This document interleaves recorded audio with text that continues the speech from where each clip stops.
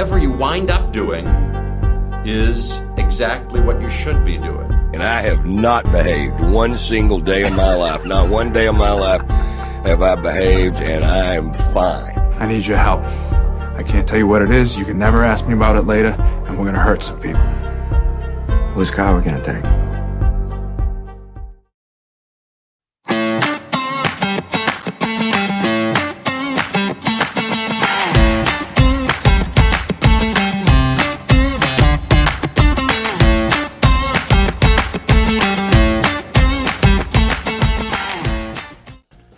Thank you for joining us. This is the Nikki Maduro Show. Hello, my friends. Sorry for the delay. There was a little bit of drama in the background. So we got it all figured out here on the Nikki Maduro Show. And I thank you all for being patient. Hey, she's back. Woohoo. It's always back. So good to have you here. Love it. And thank you for filling in yesterday. We have a fun show coming up. I do want to let you know, though, that later on in the second part of the show, I have an interview that I'm going to air. It is recorded, but you guys are going to meet the face and the genius behind Aunt Tabby's Island Flavor hot sauces and barbecue sauces. If you guys do not know, this is our Nikki Maduro Show sponsor. It's the very first one we've ever had.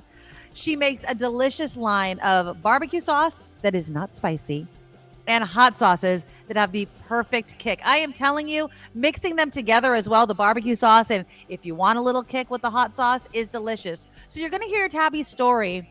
You're going to see, why she does what she does, her whole path to becoming a Nikki Maduro Show sponsor. And again, if you want to support the show in this way, please do. We get a portion of every order. Just go to AuntTabby's.com/Nikki M or NIKKIM, Nick Kim. It works out perfectly. And every single time you order with the Nikki M code, you get 10% off. So it's a great deal.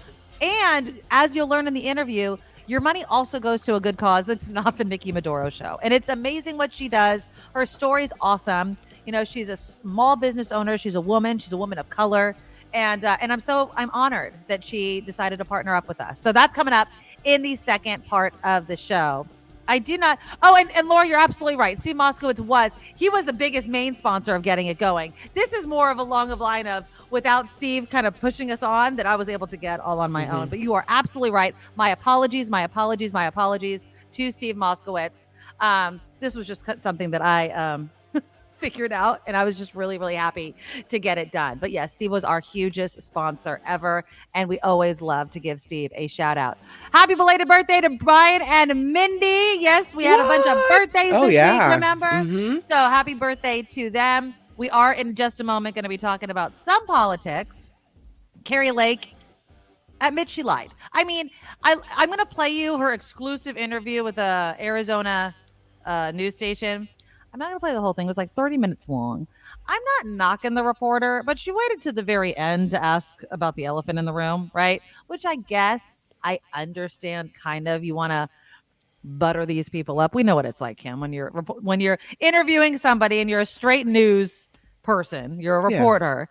You're not going to be like, what did you mean? Does this mean you lied? And it's Arizona. But when I play you what Kari Lake said, she is talking out both sides of her mouth. I mean, you can't have it both ways. Also, there's some big news with Ronna McDaniel, the former RNC chair who had, a job with NBC for a heartbeat.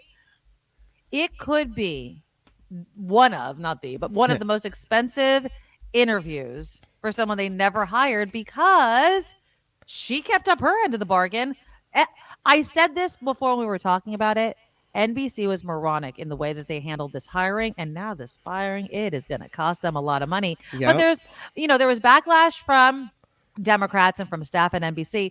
There's also backlash, as you can imagine, from conservatives, including Janine Pirro, talking on Fox News about why NBC should have wanted someone like McDaniel on their show. And you know what?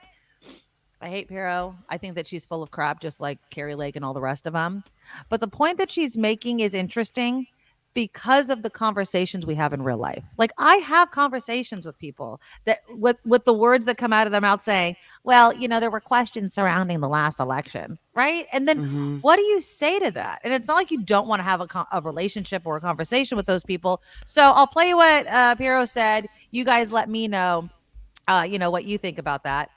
And, again, everybody that touches Trump turns to crap. My Pillow founder, Mike Lindell, No. he's being evicted. Ex-Trump attorney John Eastman is going to probably be disbarred. Is I it mean, weird it's literally that I opposite of the Midas touch. Is it weird that I feel bad for Mike Lindell? I mean, yes. I Why just feel bad? Because I feel like he's not all mentally with it. Like, I think that guy has something else on board.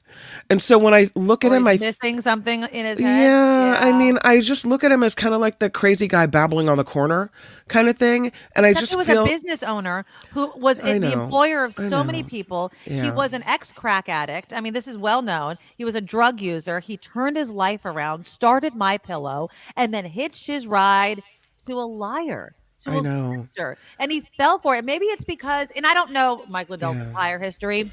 Maybe he was uneducated. Maybe he's easily fooled. Maybe he does have mental health issues. I'm not going to speak for him, but you know what? He doubled, tripled, quadrupled down on the Trump grift. You're not wrong. It's coming to him, Yeah. I mean, and he's getting evicted. It was like a storage unit. I mean, it is what it is. It seems to me like there are people that are malicious, right? They're just angry, evil people that, I don't know, they're selfish or they're whatever. Maybe Eastman was a power-hungry, power-grabbing, whatever. Right. But then you've got Lindell, who's like, he's not an innocent, Kim. Come on. He's just kind of like a loon who needs mental health care. But he had a lot. He had a huge microphone. He just kept doubling down. He's being sued for the voting machine thing. I mean, he had reach. He had influence, and he was a major player in the 2020 lie that Trump actually won. I mean, come on. He also has his fingers in January 6th. So, yeah, exactly, Vicky. Lindell has done a lot of harm. I am not even picking up the tiniest of violins for him. Not even picking it up. Not even. Like, no way. Sorry, man. I am for the people that worked for My Pillow and thought that, why did he have to get into politics? Why could he just not make friggin' crappy pillows? Yeah. You know what I mean? You guys are right. I don't know why it is that I'm not saying like I want nothing to happen to him or that he shouldn't pay the price for, telling lies, doing whatever. But I guess I have more sympathy for him than I do the others. Yeah. I mean, I don't know. I get what you're saying, but I think it's more his history versus like you're being clouded by the fact that, it was this make good story, this feel good story of him making these pillows. Forget that. Oh, no. It's not the pillows. Remember when he did whatever talk show he went on, evening show with was it Kimmel? He went on one of those shows and he comes off as kind of likable until he starts going down the rabbit hole, the conspiracy theory, whatever. Yeah. And I looked at him and I'm like, he might have actually been a nice person if he hadn't taken this path, right? Right. If his brain wasn't drug addled, if maybe he didn't have some mental health issues on board, whatever it is. So I don't know. I just felt bad for him. Like we were gawking at the mentally ill person. Yeah. You know what? If the mentally ill person is causing real harm in reality, he has to be held accountable. But Randy asks, why is it so hard to admit that someone you disagree with has a point you agree with? I do it all of the time. I will say this. I'm not breaking my arm, patting myself on the back because I'm very clear when I'm saying my opinion, how I see things, right? Right. It is a fact. Joe Biden won that election. It is the most dissected election ever. They were never able to prove their point. They were never able to prove that there was fraud that would have switched the election. So they're lying. I am never going to entertain anything else but that fact. And if you keep coming to me and saying, nope, there were questions, those questions were answered by the myriad of lawsuits and investigations that were done. You guys are, and I'm speaking of the MAGA people, are just sore losers. You guys just want to have a hard time admitting that you lost. There's another election, and guess what? It's a rematch. You're getting exactly what you want. It's ridiculous. And Vilma says, yeah, Lindell lost everything for Trump. Talk about loyalty. No one is coming to his aid, and they're just watching him drown. Isn't Trump that was it? It's never going to truth. save him.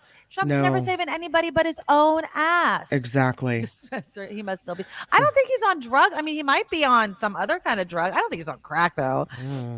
Doug, Mr. Lindell probably has a bunch of bucks stashed away in those pillows. Maybe that's why they're lumpy. I don't know. But yeah. And Randy says, I don't always agree with Piero on most things, but she's not always wrong. No, you know what I mean? And I'm not saying that. And I think that when you come to every situation and say, if it's a Democrat speaking, they're lying. If it's a Republican speaking, they're lying. Then you're lying to yourself. Okay. And obviously not every Democratic policy is right and every Republican policy is wrong and vice versa. But when we are talking about election deniers, not having that conversation anymore, it has been dissected enough. And so when we're talking about people like Kari Lake, like Ronna McDaniel, like those type of people, sorry, giving you a platform to continue to spew the lie undermines our democracy, you know, in the participation aspect of it all, right? I mean, a democracy takes action. You have to vote, you have to participate. But if people feel because you keep telling them, oh, it's your vote's going to be switched, blah, blah, blah. And you know what? It doesn't even make sense. I keep maintaining this. Democrats are not smart enough to switch votes to Biden and not switch enough votes to actually have power in Congress. Like, stop, right? I mean, we have the slimmest of majorities only because of Harris in the Senate, and we don't have control of the freaking House.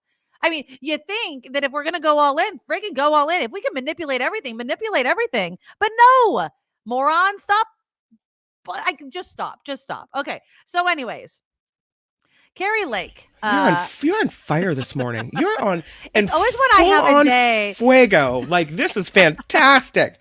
So let's. I'm just going to sit back and let you go. Yeah. You should hear me talk to myself in my car when I'm listening to some of this nonsense on the radio. It's just, sometimes I forget that people are in the car with me, and my daughter will be like, who are you talking to? I'm talking to the radio. I'm talking to the person that should be standing in front of me. All right. Kari Lake. Yeah, she's running for Senate, Republican, obviously, in Arizona. She says, of course, that she lost the 2022 race for governor because of fraud, even though there is no proof of it. But she's also declining to defend a defamation lawsuit filed by a top election official. She's like, no, I'm not going to defend myself. I'm not going to do any of that. Watch what she says here. Hold on. Let me bring up the video real quickly. This is Kari Lake. And she's going to be asked the question by this Arizona reporter about kind of this elephant in the room of her not defending herself. I would be remiss if I didn't ask about news of the day, and I know it's top of mind for a lot of people, which is your legal team filing for the default judgment yesterday. Also looking for damages to be determined. Clearly, Stephen Richer has taken that as a win in his case, seeing that he's been tweeting about it, and I've been seeing him say that this is you admitting fault in a way. Yep. I want to give you pleaded no contest. I'd love to. Well, first of all, I wish that he would be respectful of that he's on. He's on taxpayer time. When you're working down there, to be tweeting all day is not very respectful to. Are you kidding? You're a Trump supporter. What the hell did he do his entire presidency but tweet at like 3:00 in the morning, his time? Like, Kari, like, okay, just keep going. The taxpayer who's paying your salary, you should be working, not tweeting all day. Tell Trump that. This is lawfare. The people of this country understand. We're watching what's happening with President Trump. 4 different jurisdictions, all the garbage he's going through. Mm-hmm. Lawfare is when our courts and legal system is weaponized to go against a political opponent. And they're doing the same thing to me with this case.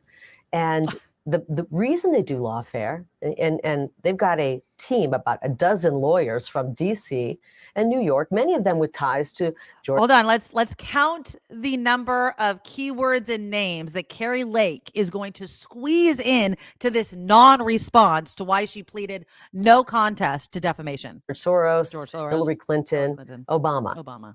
It's a very political process, and they're trying to stop me because they're so worried about our movement. And so the punishment is in that process.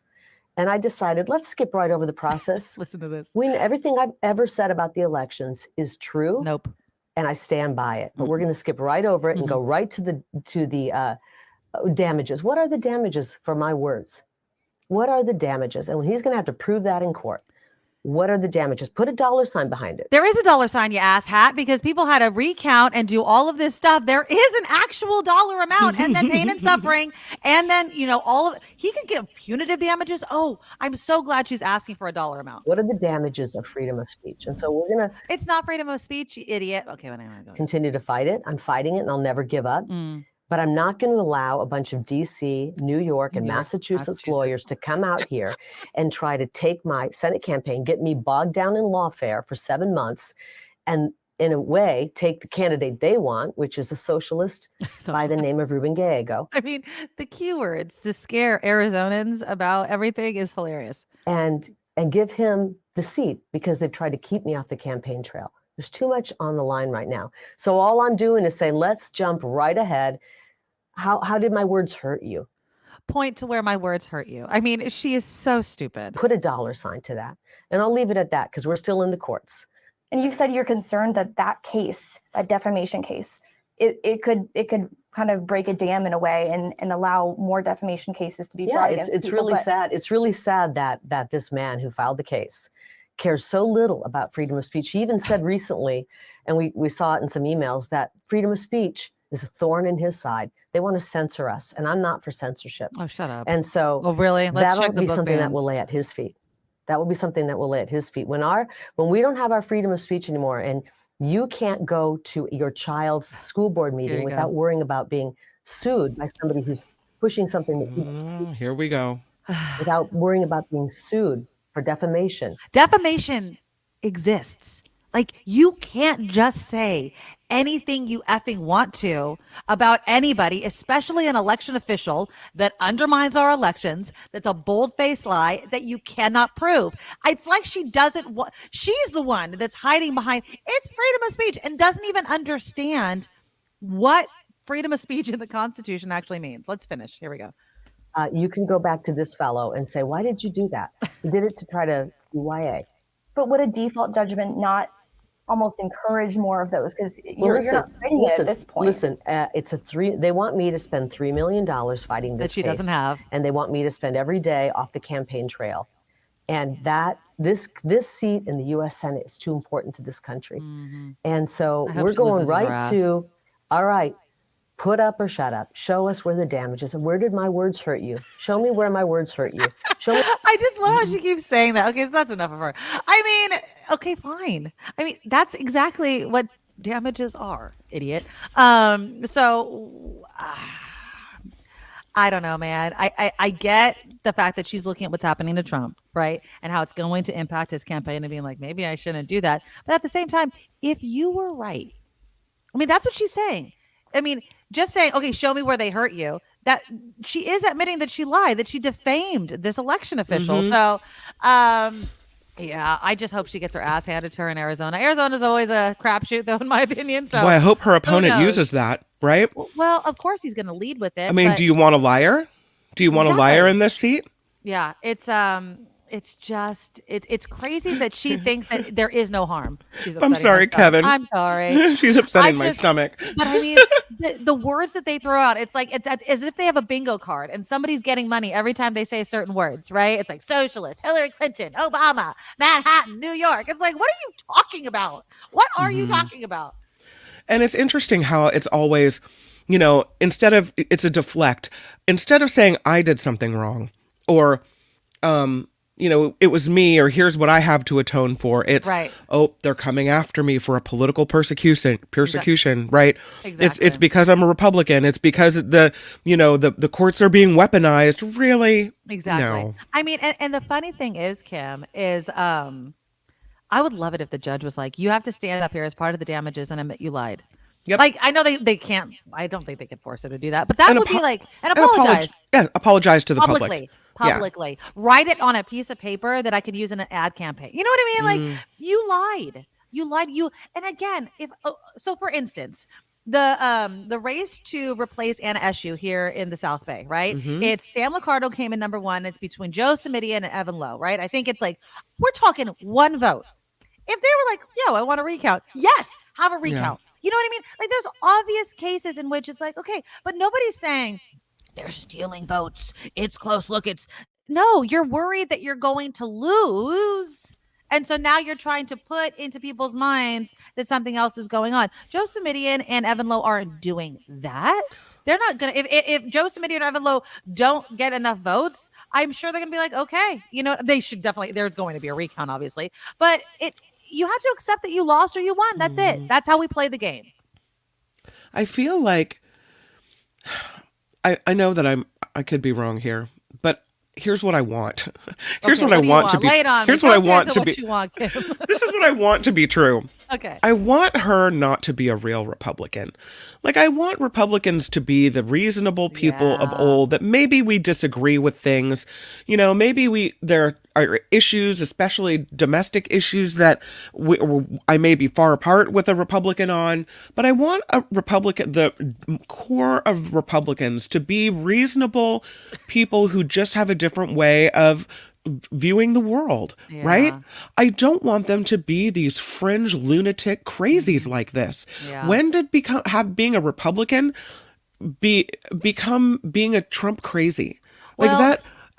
Where's the normal people in the Republican Party? Because all we see are the wacko nutso people, the Lindells, the Lakes, the Trumps. Where's the normal people? Yeah. Well, I think, and I think John Rothman has said this. Other people have said it as well over the years since Trump.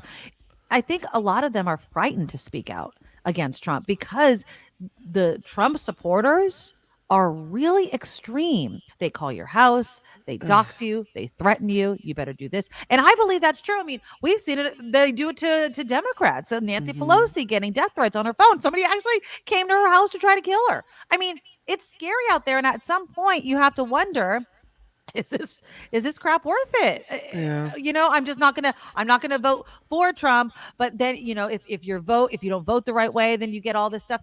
And then there's just people that have no backbone, right? They're like, yeah, sure, okay, I'll do whatever. I mean, there's always followers and leaders in this world, Kim. There always are. Randy says they still exist. They're just not elected Republican positions. I don't understand why. Why they would elect Paul Ryan. I'm looking at you, Mitt Romney. I'm looking right? at you.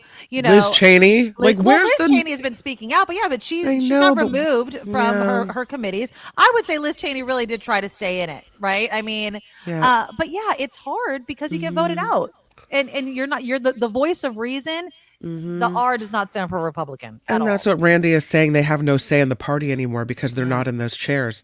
And a lot of them voted for Biden in 2020. And all I can hope is that they do again. Exactly. So that's what's, hopefully going to happen. But then I love this conversation that we're having. And it needs to happen, right? It needs to be where we open the door to reasonable Republicans. Like that should be a party. Like we're reasonable and sane. Right. Like we are definitely going to disagree on policy. I just wish we could get back to boring policy politics, which is important. I'm not saying it's not important, but can we stop talking about who hurt Trump's feelings?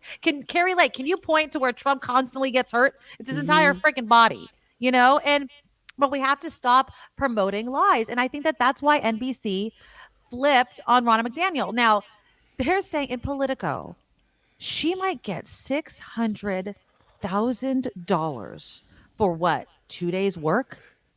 Not even that. It was a 20-minute interview.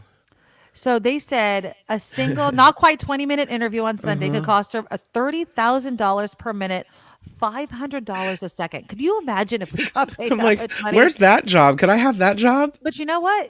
I think NBC should completely pay her because she did nothing wrong. They're idiots. You didn't see this coming. Are you kidding me right now? Yeah, that she signed a 2-year contract. It was worth $300,000 a year, so a $600,000 payout they're going to have to give her. Yeah. She didn't do anything wrong. Now, of course, she's not happy about it. Obviously, part of me was wondering, is that why she didn't care too much about not being the RNC chair anymore? Because she had this obviously this is waiting in the wings, right? So she's like, okay, I won't be RNC chair. I'm going to still have a platform. Now she's lost her platform. Everyone's been reminded about how she carried the whole election fraud, January 6th BS. But at the same time, should NBC have seen this very big payout coming and been like, look, let's just give her a chance. We're going to put our head, I don't know. There obviously was huge backlash. But Janine Pirro, I don't know if I ever say her name right. She was talking about how NBC should have let her stay on. Here's what she was saying. And I kind of think she has a bit of a point. Here we go. Well, And that's the whole point that Greg was making. Look, this show is number one on all news cable. Okay, it's because we have people like Jessica, we have people like Harold, we have different opinions, and even Greg and I will disagree about things, whether it's drugs, he's a libertarian, I'm a conservative. People want to hear divergent points of view, and that's why they tune into this show. And the sad part about it is that MSNBC has an opportunity to bridge the divide, to try to bring the country closer. Look, Republicans aren't watching NBC or MSNBC, but I see what she's saying. Let's listen a little more. Use the long-tested way of testing for the truth, and that is cross-examination. That's how this country has determined what the truth is in jury trials for centuries. But they're not interested in that. They are authoritarian leftists. Oh, if you don't believe in their ideology, you mean the truth? If you dare to veer from that conga line, then you are not allowed. And there is no personal freedom. You mean not allowed to lie? That. It's strict adherence to an ideology, or you're out. And I'll stop her there because I'm done listening to her. But I will say this: there was a big financial consequence for Fox News for spreading the election lie about the voting systems. Do you think? Go ahead, Piero. Say the words that the election was stolen. Say the words that Dominion and Symantec and all that were involved in it. Go ahead. I bet you won't. Do you want to know why? Because it was a lie and Fox had to pay out the nose for it. So stop. Stop acting like the reason why people didn't want Ronna McDaniel on NBC is because they don't want to hear divergent points of view. They just don't want to be lied to. They don't want somebody going on there and being like, no, there was something questionable about the last election. No, there wasn't, moron.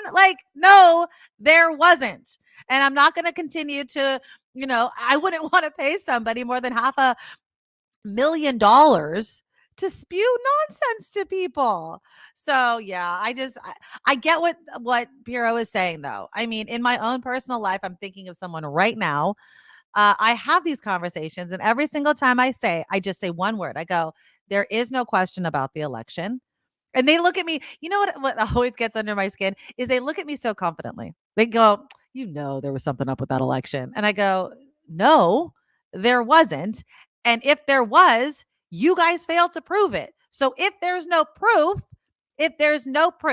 then there is no election fraud. And I go, that's just how this world works. You make a claim, you have to prove it. If you can't, your side loses. So that's it. Just show me where the election was stolen, and they can't do it. All they point to is someone handing somebody chapstick and the fact that Joe Biden won.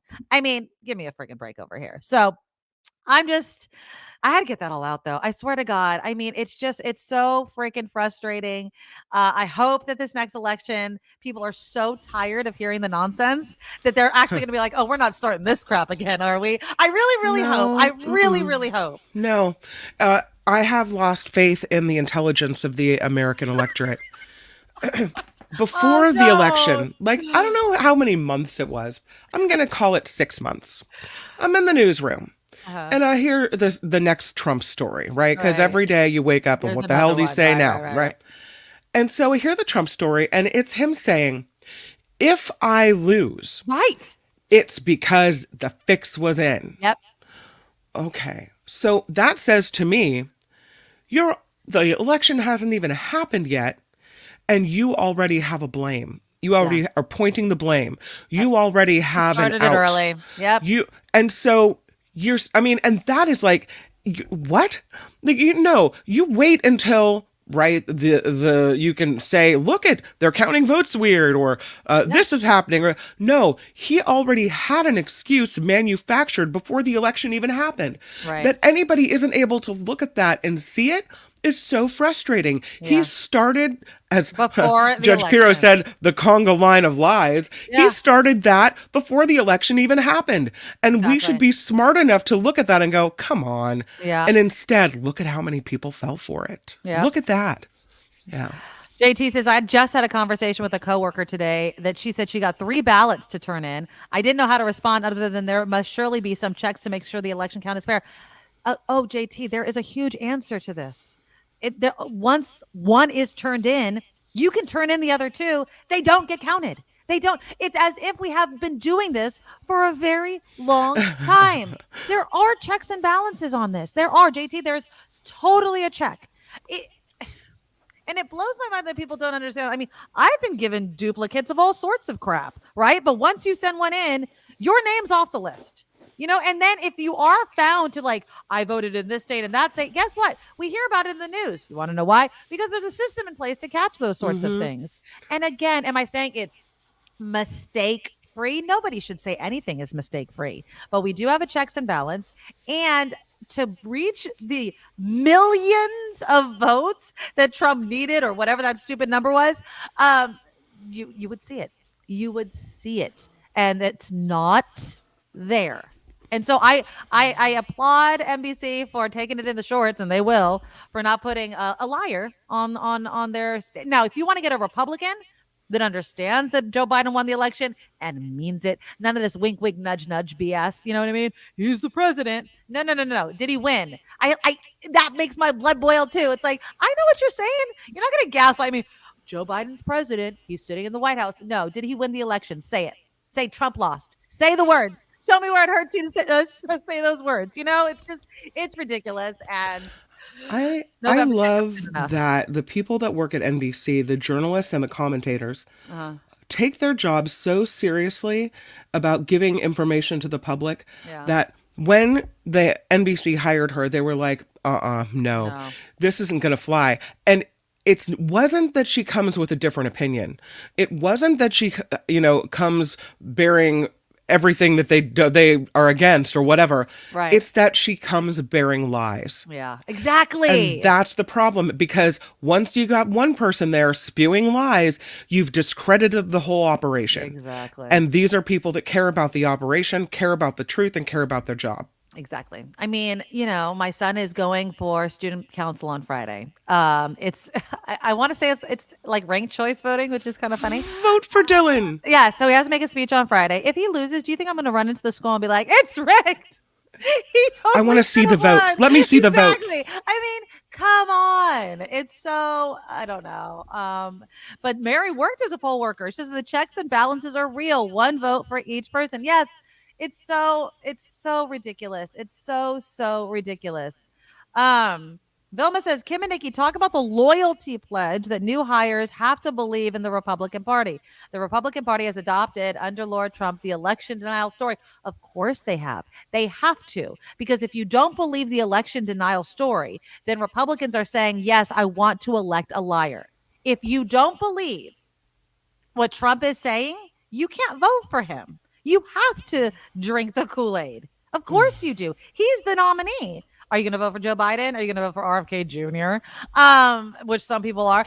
Did you watch or hear some of the people that were interviewed in Oakland at the RFK Jr. rally? Oh my God. I was in San Francisco yesterday, so they covered it on the news, right?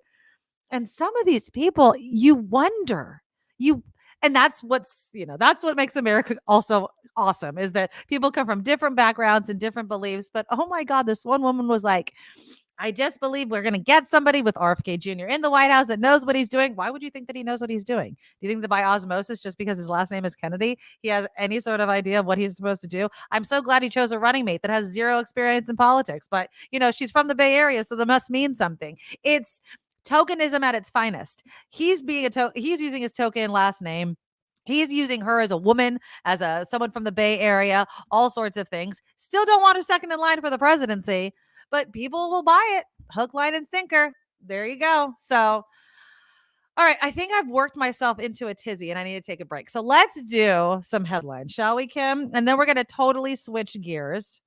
And we're going to talk a little bit about homelessness, housing, and AI. It's quite interesting what the city of San Jose is doing along with this tech company, using AI to find out information about where people are living. And it's quite interesting. And I want to know how you guys feel about it.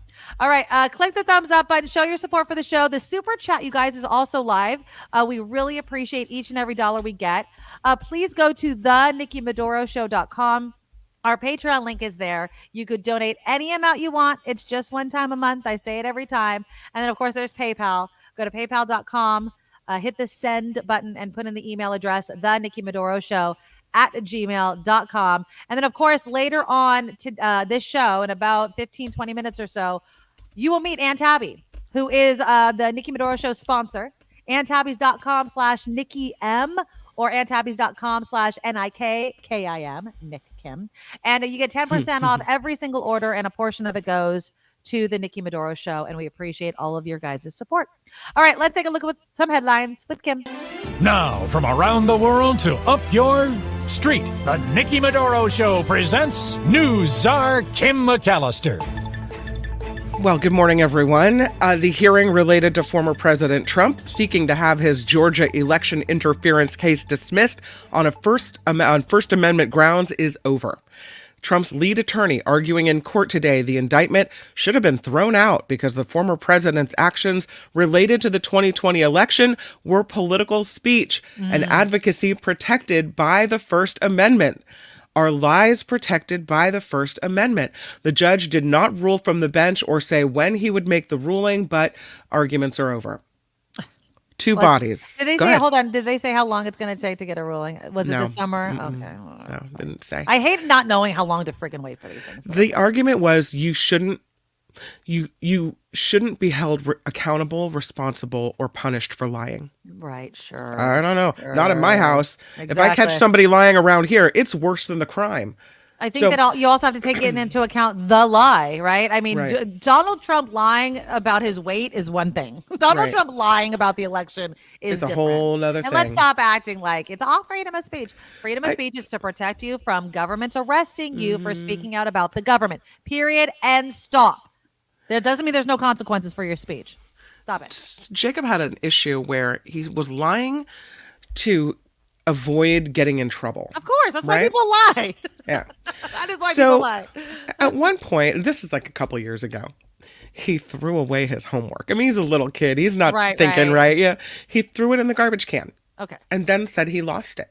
Oh, no. And I'm like, really?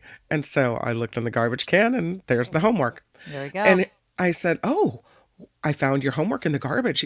How did it get in there? He said. I know. Oh, right? no. What happened? Somebody must have thrown it away. I'm like, here's where the rubber meets the road, my friend. It's not that you threw away your homework. We have an issue with that. We'll talk about. But it's that you're lying to me about it. Exactly. So if you just threw away your homework, maybe you would have gotten punishment A. But now because you've lied about it, you're getting punishment A, B, and C.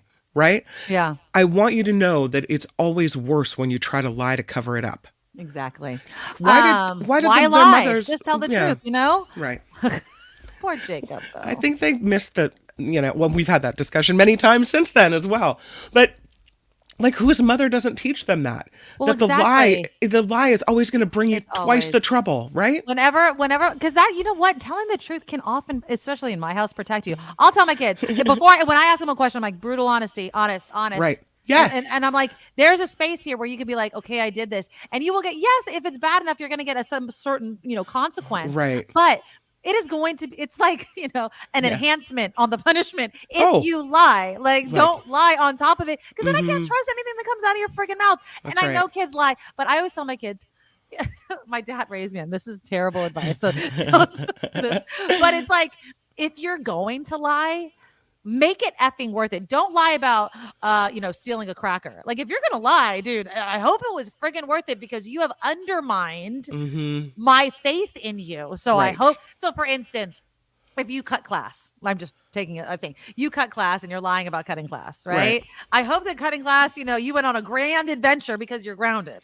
Right. But don't make it like something minor. It's like if you're speeding, not that I'm promoting this either, but just make it worth it. If it's a BS lie, then everything you say now, I'm like, God, they even lied about a cracker. That's stupid. Like if it's, but don't lie. I believe in brutal honesty. I say brutal honesty to my kids all of the time. I go, just lay it on me, dude. Like, just tell me and then we'll move on from there. But if you lie, it's so much worse. So much worse.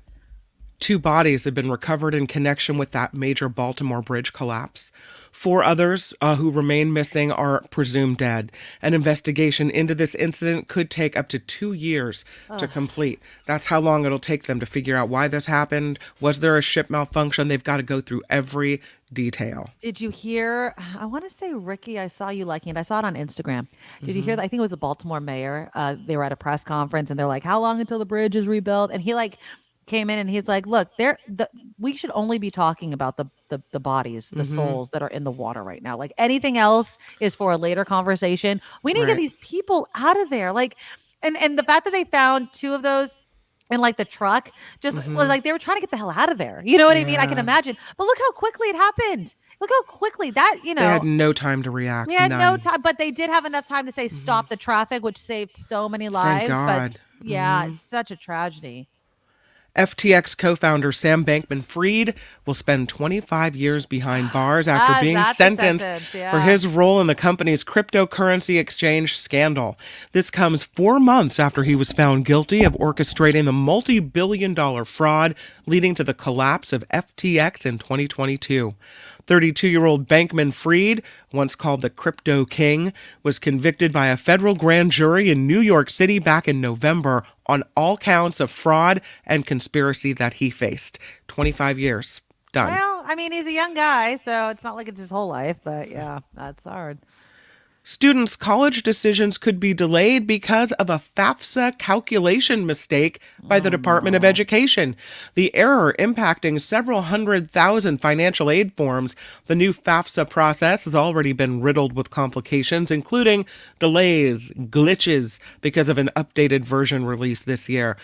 Where's the QA engineer? I know but it's a very it was supposed to make it easier, which I keep laughing about. This was supposed to make it easier. And it just, the first rollout of anything always is glitchy. I mean, we know that. Did they test it? Like, was there anyone who... How do you test with the entire country?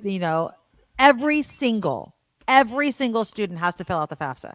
That is not testable in real world. You would think that they could do something close, but think about that. And then everybody's getting in and overloading the system, and then it was shut down, and then everybody put so much stock into this. They need the money because college is so expensive, and it's a S show, to say the least. It's frustrating. I have a niece who's a senior and graduating and going on, and so it's like, where is she going? We don't know yet. She still has to choose. I think today is the day that the decision from Cornell comes out. So then I think the decisions will be between Cornell, UCLA, and UC Davis. Wow. Those are the she'll have to decide. That is awesome that she has that choice. So well, she might. We'll see. Cornell might say no, thank you. I don't know. But still, UCLA and UC Davis are very good schools. So. Absolutely. I mean, she's thrilled. We're all happy for her. Yeah. A Pacifica neighborhood is getting back to normal after a police shooting in the street.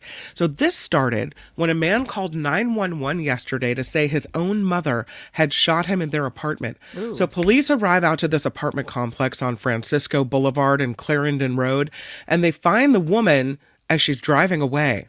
Officers say she pointed a gun at them, so they fired, killing her at the scene. An SUV reportedly had at least 5 bullet holes in the driver's side door and a shattered window as well. This all, again, in a kind of quiet Pacifica neighborhood.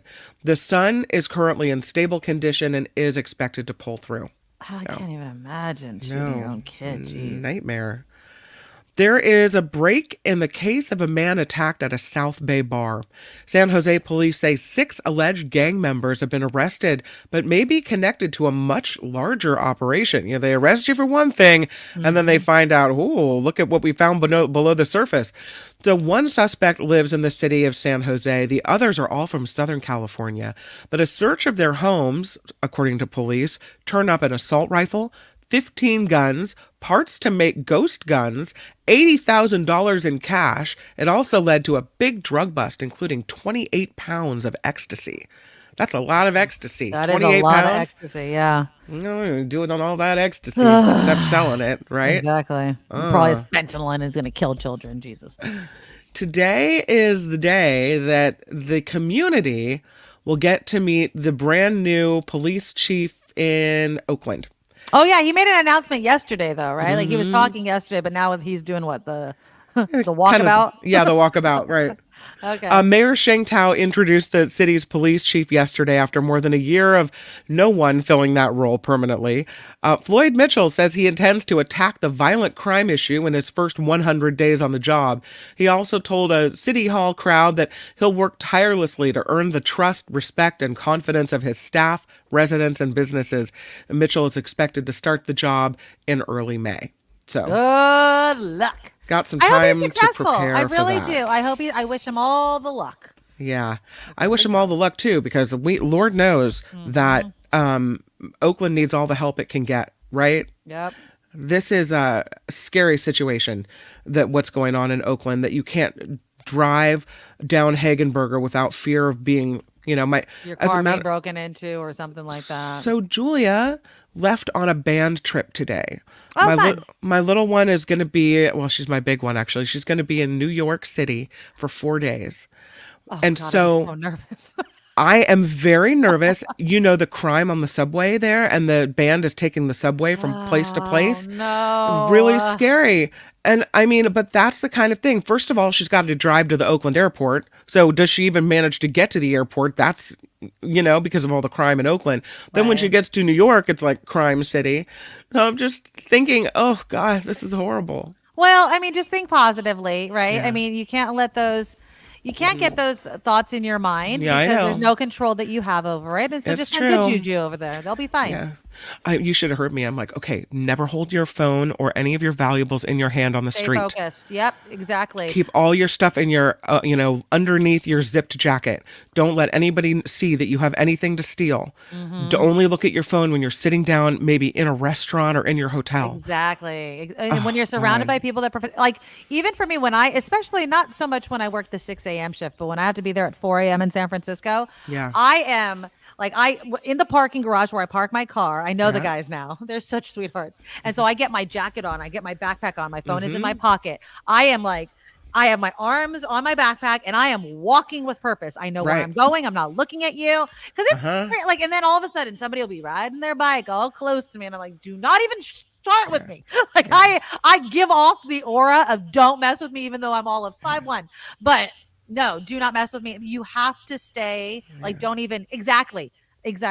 Spencer says, just look angry. Just look like I know where I'm going. Really, I belong here. That's how we have to be. I'm don't even wear your earbuds in your ears. Don't be distracted. Get yourself so that you see something coming, right? Exactly. I had to have the crime talk with her. I'm telling you. Might have to have another talk with her this one time at band camp.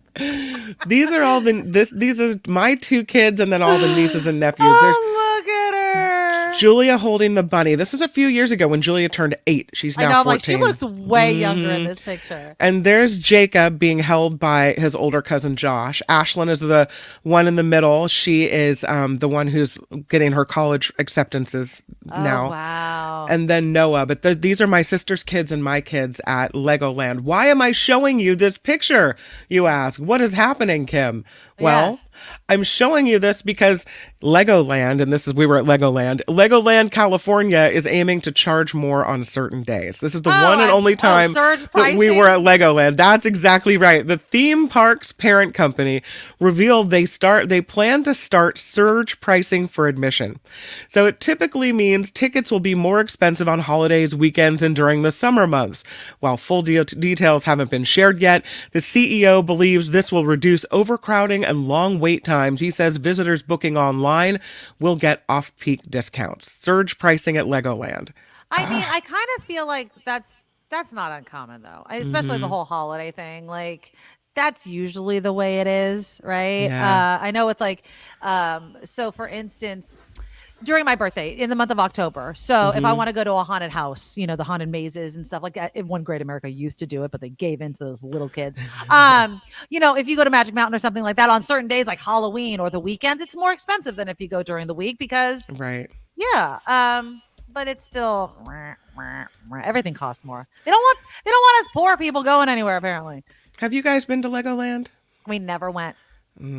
I mean, and then my kids, like, when we were in a position to be able to go, the kids were like really older, and No. I was just like, There's that sweet spot. So you see how little they were then? Yeah, That's when you exactly. want to go. I mean, they Exactly. do have a great water park, but you want to go when they really are into Legos and they think all that stuff is Exactly. cool, because it's so expensive that if they're not into it, then it's a waste of money.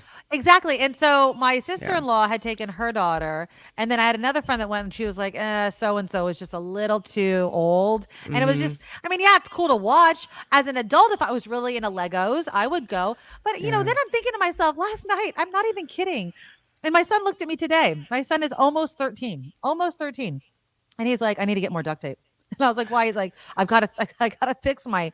He has in his room this whole army, like, you know, those little plastic army men. He won a bunch of them at the arcade last weekend when we went to Valley Fair. Right. And so he's like making this whole like thing, which to me just screams like littler boy. But yeah, and I guess 13 isn't that old. But I was like, oh well, maybe I don't know. But no, he was like really into it. He's creating this whole entire like war scene, which I guess That's so is not the cute. best. See, we think they're getting older, They're but they're older. still Yes, they're little still kids in kids there. at heart. Absolutely. One of the things I loved about Legoland is, I'll show this picture again. See behind them, there's Yeah. a pit of Legos, right? You climb in, you can sit in there or sit on the edge and create with all these Lego pieces. And these pits of Legos are all over the place. This is in the lobby of the hotel, but even in line at all the rides, they have Lego pits. They have different kinds of Lego tables. They have, Right. and I always thought, you know, in Disneyland, at Disneyland, you wait in line. There's nothing to do for kids who are getting antsy and squirrely. But there is But here. here, the parents Yeah. stand in line while the kids play Legos in the middle. That's And awesome. it's really a great idea. Unless you're me, like I'm a huge Lego person. If you buy me Legos for my birthday, I am so effing excited. I will sit Really? there. Every single time. Dylan always is like, "Here, mom, you make it." Like, because he knows I will sit and I will You're sit there. cute. It's like a like a brain and body test. I'm like, I'm not getting up until this part's done. I love Legos. I love build, but I'm not like a Lego master. I'm not one of those that can look at a thing of Legos oftentimes and be like, I'm going to create this other thing. I like creating what it was, Yeah. and then I'm done. Julia got for one birthday, my dad gave her a massive Hogwarts Lego thing. Oh yeah. But like, I mean, we're talking the whole Thousand. castle Yeah, and the yeah. road leading up to the castle. And God, that thing took 5,000 years to put Yeah, together. but it's so much. But then you also have to have a designated spot. You know what I Right. mean? Like if that's why I always like sit down. I built a 3D Pikachu one year. It took me all day, but I knew that if I didn't finish it, then it was gonna get broken. And once Yeah. it breaks, then you're like, where was I? So Then you what's gotta the point? it's a Mhm. penny in for a pound. This is what I'm doing today. That's it. That's all I'm doing. So C's Easter eggs. You remember the C's Easter eggs Oh, made yeah. Hell yeah. made of sugar? Yep. And then they had like a little peephole and you would Yep. look inside and there's like a Yeah. little scene Oh, in there. God. You're triggering a memory right now. Yes, indeed. Well, that's kind of the point of doing this story because it's the memories for me. But C's Candy is gearing up for Easter. The 102-year-old candy maker has to prepare 4 million chocolate Easter eggs in time for the Easter holiday. By the way, the first holiday that I won't have Julia with me. She's going to be gone for Easter. Workers at the C's Candy South San Francisco factory have been hard at work for months, making the eggs with various fillings like Bordeaux, my favorite, vanilla buttercream, or peanut butter. While the popular smaller size chocolate eggs can be made in just minutes, those larger ones take more time. They are decorated entirely by hand. So that's what they're doing in South City over at the C's factory, making the C's eggs. Do you I know we already talked about this, but do you have like have you spoken with the Easter Bunny or anything like that? Is there a basket coming?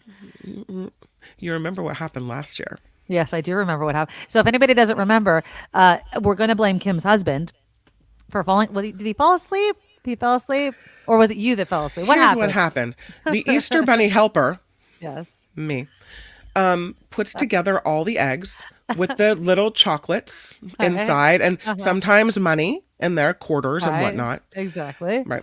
And then the Easter Bunny helper sets the eggs by the front back of door. the In door. this case, hanging them off of the front door knob. Then the other Easter Bunny helper, or Easter Bunny, is supposed to wake up and hide the eggs. The Easter Bunny is extremely responsible. Always has his alarm set. Like he's the one who wakes up everyone in the house. Like when it's time to get up. He's a responsible Easter Bunny. He's the one. But last year he didn't. And so then the son gets up. So sad. Walks out to see where the eggs are in the front yard. Easter Bunny got lazy. Like, here, you hide them. Finds the eggs in a Target bag hanging on the back of the door. Oh, God, how devastating. He's confused. I don't understand why the Easter Bunny left the eggs on the back of the door in a Target bag. What happened? Jacob, let the math. It's like, ding. Mute me for a second, Mama Day 3 boys. And thus crashes down the entire myth structure of Santa, the Easter Bunny. That sucks. Everything gone. All of it exists, except the magic is that they have helpers. Yeah. I believe in the magic. Yeah. My kids believe in the magic. And I'm sorry. Like, my daughter especially, she's definitely one of those, like, was an early skeptic, let's just say. But I just say, you don't believe, you don't get anything then. You know what I mean? The Easter Bunny and the Santa and everybody knows. Tooth Fairy, everybody. Fine. You don't believe. Those people that don't believe don't get the presents. Exactly. Exactly. You have to believe in the magic. So, so there will be eggs hidden this year, but it's not like there's no, there's the innocence is gone. Kim, weren't you just talking about Jacob lying to you? Damn it. Who said that? That's an excellent point. That's Jennifer really funny. did. Oh, yeah, Jennifer. But again, like we were talking earlier, there's different kinds of lies. There's defamation, and then there's the Easter Bunny, Jennifer. This is a societally accepted lie, Jennifer, okay? It's not a lie. The Easter Bunny exists. Shut up. Okay. All right. Yeah. Well, hopefully this year we'll go. I mean, so are we done? Like, you're not even going to fake the funk? No, there will be. We're gonna try it again this year. As a matter of fact, I have. You have two bunnies behind you. Yeah. Oh, yeah. The bunnies behind me. Those are bunnies. And then I have the Easter candy over here. And I have the eggs. I have everything set and ready to go. Don't hang it on the door. Put it on David's face. This year, I'm like, get up. This year, Julia's gonna be gone, and so there are 3 eggs. 3 eggs that have the big money in them. By big money, I mean like $10, $20. Yeah, hell yeah. There's a golden egg with the 20 in it. Right. There's a silver egg with a 10. And I think there's a rose gold colored egg with a 5. I went lazy this year. I bought the ones that are already filled with candy. Yeah. And then my husband, and then there is a gold egg. And I think we might make one of the other ones, the yellow one, like the lesser amount. Because you can't have one. I know it makes the race. It can have more money, but I hate doing that. My husband botched it a few years ago with my nieces and nephews, and so we're not making that mistake again. So this year, he's disappointed because he's going to have to hunt for eggs alone. And I said, no, listen. She's going to be gone. You know what that means? You get all the eggs. You get all the money eggs because she always finds the money eggs. I go, you get the golden egg. You get the silver egg. You get the rose gold egg. You get all the eggs. All of them. No competition. This is a good thing for you. This is a good one. Beth says, new tradition, keep hanging the eggs on the front door. I love it. Oh, Beth, you're hilarious. How funny is that? The poor kid will be like, my God. No. So here, I saved you the trouble. Now you don't have to hunt for them. They're all in the bag. Happy Easter. That's no fun. That's hilarious. This report is sponsored by you. That means we rely on you to crowdfund the Nikki Maduro Show, and you can find us at thenikkimadoroshow.com. We have a spiffy little website for you to check out, thenikkimadoroshow.com. That's where if you're looking for the Patreon link or the PayPal link, you can find it there. You can also find it in the show description. Exactly. So there's a couple of different places to find it if you're so inclined to help us out. I'm Kim McAllister, and this is the Nikki Maduro Show. Thank you, Kim. All right, before we get to more news, I want to introduce our sponsor, okay? And I adore Auntie Tabby. She's an awesome woman. She has a great story about her business, how she got going. And again, if you want to support the show, every portion of every order that you make from now until the end of time, just use the code on your screen. Go to auntietabbys.com/NickKim, NIKKIM, NIKKIM, or Nikki M. And you get 10% off. And a portion of it goes to the show, but a portion also goes to a very good cause. So I'm going to share this interview with you guys. And I hope that you will consider donating. it's an awesome story. If you're wondering if there's any authenticity to these Jamaican flavors, there totally is. So I now present Auntie Tabby. Okay, so I am really, really excited that the Nikki Maduro Show has an official sponsor that just so aligns with what I like, which is one, deliciousness, sauces, and spice. AntieTabby.com. Tabitha Phillips joins us now. She is the face, the woman, the genius behind the sauces and hot sauces. Thank you so much for joining me today. Thank you for having me, Nikki. All right. So tell us a little bit about you. How did Auntie Tabby's Island Flavors, which again are, and I have pictures of them, I want to show real quickly. They're going to go over our faces. So you have two hot sauces. One is the Jamaican hot sauce, hibiscus, then a pineapple one. And those are both hot sauces. But then you have a guava barbecue sauce as well. So for people that don't want sauce, but they want that island flavor, obviously they can just go with the barbecue sauce. I was telling you, Tabby, before we did this, that I had chicken and I put the guava barbecue sauce on, and then I added the kick from the pineapple hot sauce. My God, it was so good. But give me a little bit of your background. How did all of this come to be? Okay, so I've basically been in food my whole life. I love to feed people. It's basically my love language. Growing up, I worked in restaurants, always like a hostess, waitress, bartender, manager. And then eventually I had my own restaurant when I was living in Jamaica, a place called Blue Ridge that was way up in the mountains. And that space really gave me a good environment to be creative and, try new things on the public. And I found that I really loved to make sauces, and people seem to really love my sauces. And then we had a bit of a catastrophe because this place was up in the mountains and we had to close when there was like a really big storm and the road collapsed. And so that was the end of that venture. And I decided to move back to California with my kids.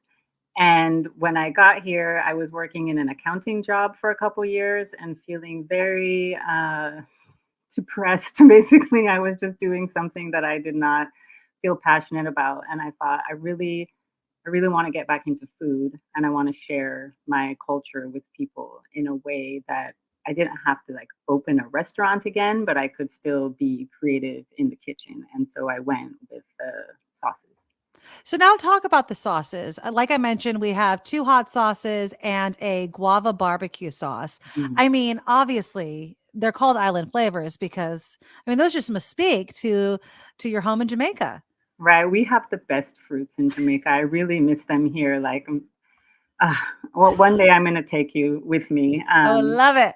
So when I was growing up, we used to always eat these like guava jelly rolls. And we also have these like this really good like guava jam you eat with like crackers and cheese.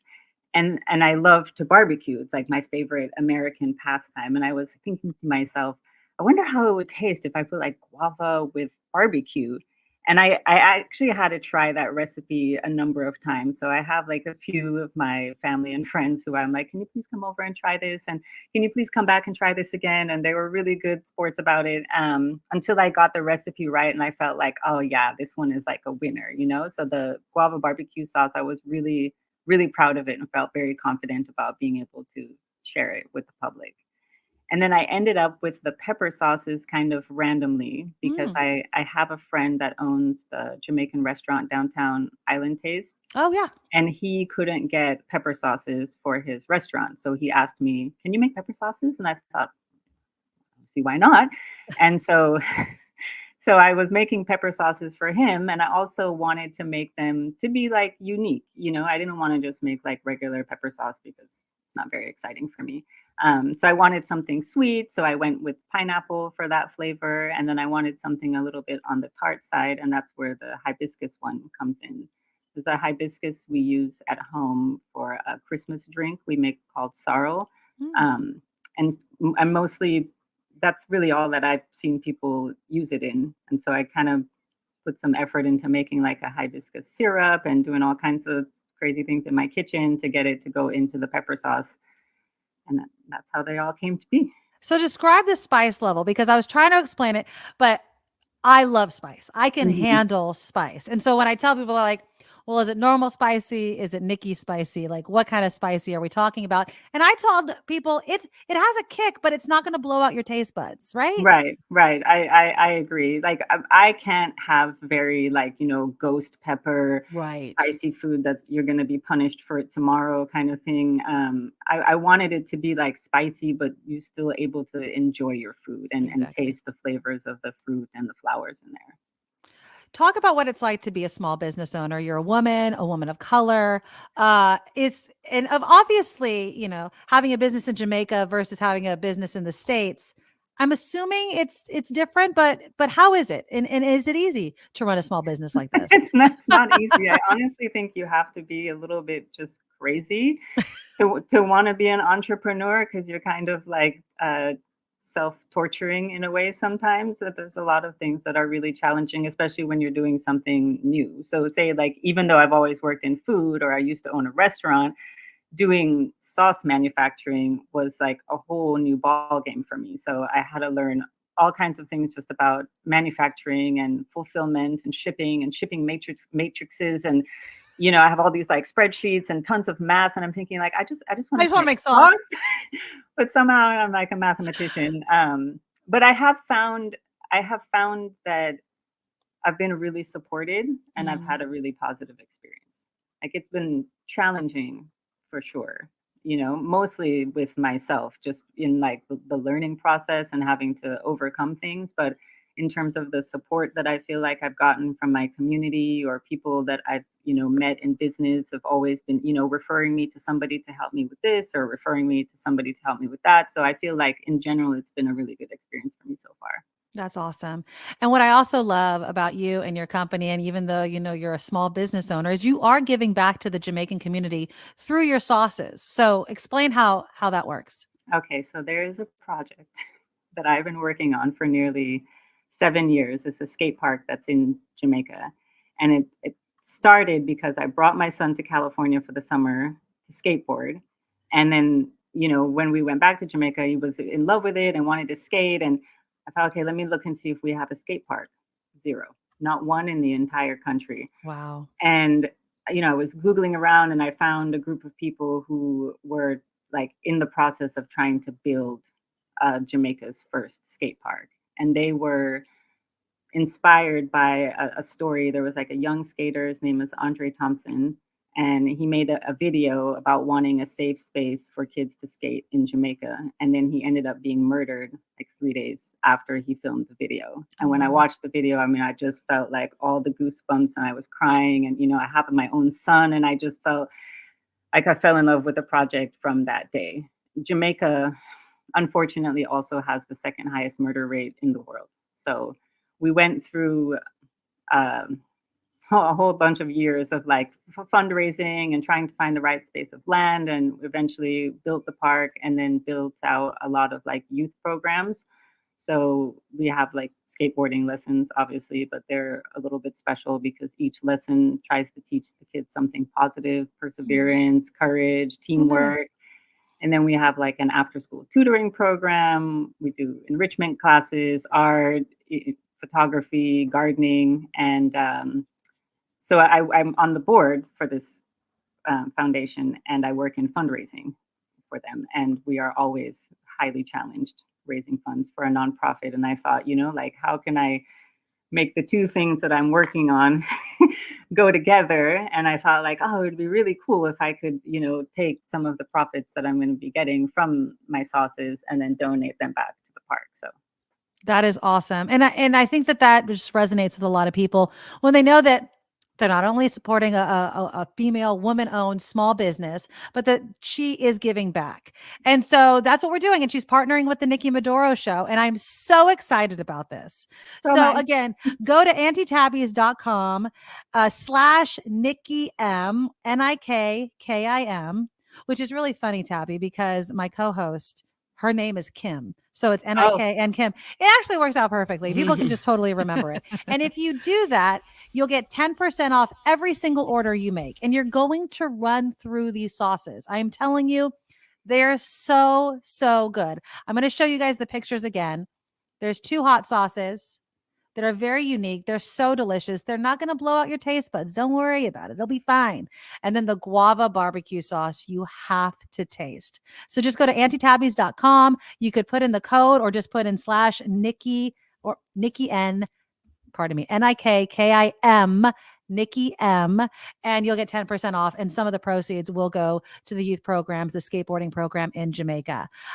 Tabby, I love having you on. Thank you so much for sharing your story. Thank you so much for becoming a partner with the Nikki Maduro Show. Congratulations on the business. And I know you're going to be very successful. So thank you so much. Thank you for having me. It's always a pleasure. Of course. Have a great one. Bye-bye. Oh, we're so big. Hold on. I got to unmute you. Hold on. You're muted. Hold on. There we go. You're Gosh, muted, that's though. awful. No, it's way too much of me in the morning. Woo, girl. No. On Mark's show, I make myself like this. I make myself little. There you go. That's my favorite way to be. I see you. No, we will be even. There we go. Okay. So Auntie Tabby is young and hot. I, for some reason, I pictured her as like this little old lady, like the C's lady. No, Auntie Tabby's cute. Yes, she's our age. She's our age. She's probably a couple years older than I am. Yeah. And I love the fact, and I'm not saying you can't make Jamaican flavors in the States, but there's some authenticity that she's a Jamaican restaurant owner. Totally. You know what I mean? I'm just saying. Okay. So I want to support her and support our show. And so I go and I try to order it. Okay. Right. And you know me, I'm not a spice person. So I'm thinking guava, but I love tropical flavors. That's my jam.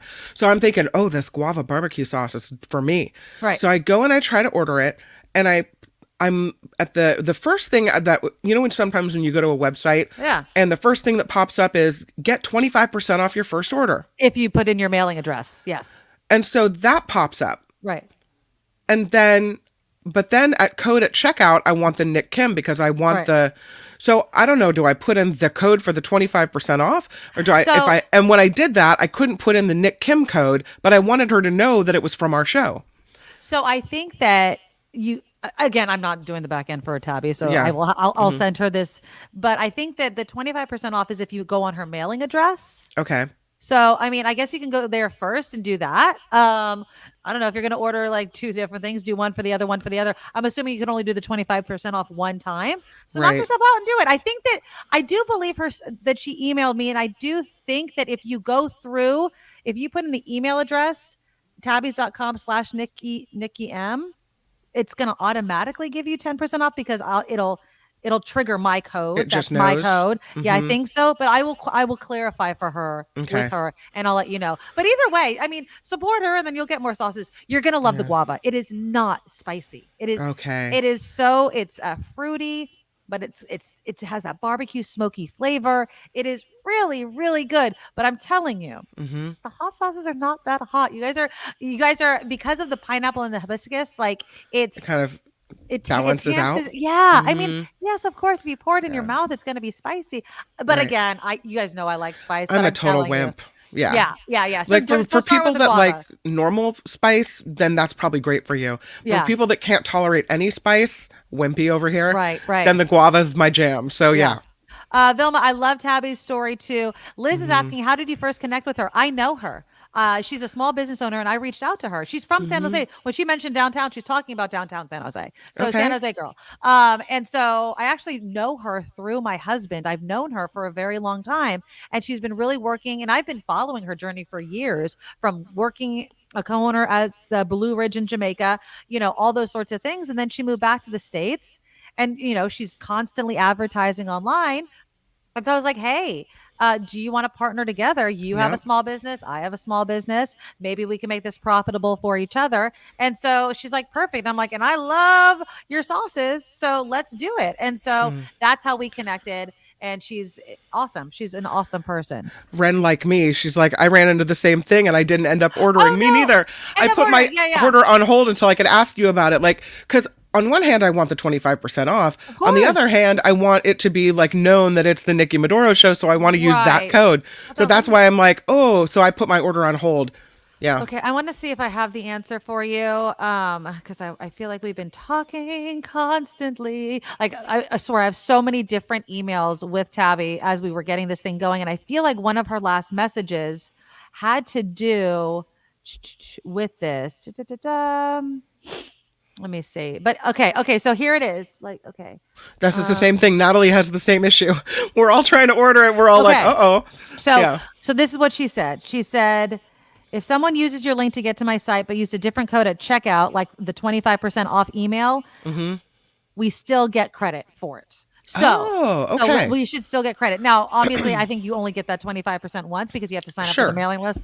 And I'm assuming they're going to know after that. Yeah. But yeah, so the show will still get credit if you sign up for the mailing list. If you don't want another email, then obviously you'll just get the 10% off. As long as you use this link. Yeah, right? Use AuntieTobbies.com/Nick Kim. Nick Kim. Because then that's going to trigger that this is coming from our show. And then you can sign up for the mailing list. It'll give you 25% off. So you will get your discount. And yeah. Okay. Glad we answered this question because really, I was not really alone. Good. So this is good. Good. Yeah. And then I'm telling you, you're going to love the barbecue sauce. And especially if you're a huge barbecuer, you're going to go through it quickly. So just get a big order. They have like a 3-pack. You can just get one bottle though, whatever. But I appreciate every dollar. So does Kim that we get for the show. So absolutely. Thank you. Can we talk about the word auntie? Auntie, yes. Because it's different depending on, I don't know what your family does. I'm Auntie Kimmers. I'm in my family. Your Aunt Nikki? Yeah. So I'm in Petaluma, I'm Auntie Kimmers. Okay. To my nieces and nephews. In Michigan, I'm Aunt Kim. Yeah. I'm not aunt or auntie. Auntie. I mean, no. It sounds auntie sounds fancy. I even asked her before we did the interview, is it Auntie Tabby or Auntie Tabby? She's like, it's either or, like whatever way you say it. There's no correct way. Right. And so sometimes it's like caramel and caramel. Like I kind of go back and forth sometimes. Right. Or Caribbean and Caribbean. Yeah. I say it both ways depending on what I'm talking about sometimes. But no, I'm Aunt Nikki. Aunt Nikki, Uncle James, that's it. Like I don't mess around. Like that's it. I'm straight auntie or auntie. Has anyone called me auntie? Maybe like if they're being silly, but not regularly. No. And in all honesty, sometimes my niece just calls me Nikki. Like she's like Nikki. Like what? I have to order mine quickly because Vilma's waiting for me for my review. Okay. I feel like there's some people that are a little scared of the spice, but Ren, you're like me. Thank you, Nikki and Kim. I will use the link. Try out the sauces.